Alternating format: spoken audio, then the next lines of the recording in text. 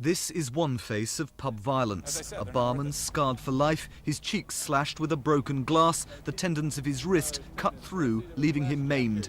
And then there's Brendan Hipwell, landlord of the Railway Hotel in Harrow. He had to have 12 stitches after a customer attacked him.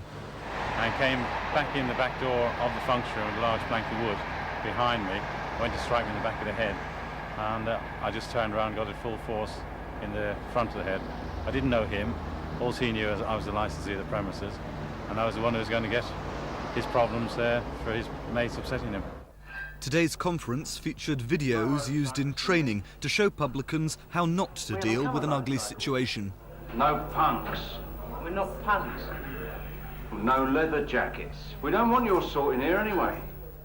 Of course, few landlords or ladies would be so clumsy in their approach. Debbie Alcorn, at 24, one of the capital's youngest licensees, has a different style. In the case of somebody coming into the pub which is possibly drunk or with violent intentions, then I myself will approach them and try and talk to them before they actually get to the bar. And if there's any problems there, then it's a case of I've asked you nicely, and if you don't leave, then I'll call the police. Among the measures discussed today, better training for pub staff and better design of pubs. The Brewers Taylor Walker have taken architecture and security on board. We avoid the nooks and crannies so that people can't hide in them and create the problems that people unfortunately create when they're hiding. And we generally make the pub a lot more open plan. We also install things like panic lighting. We install electrical systems which will cut out all the entertainment systems in the pub straight away. And we use subtle door control.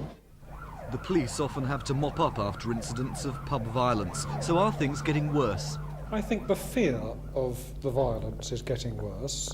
There always have been pubs that have been difficult, football pubs, pubs in inner city centres, and some of the rural pubs perhaps are beginning to see some problems.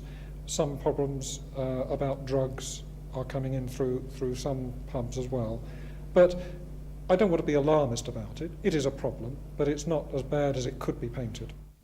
Today's conference is timely. The government is now committed to more relaxed licensing hours. Whether that will increase or decrease pub violence is a matter of debate. Paul Larsman, Thames News.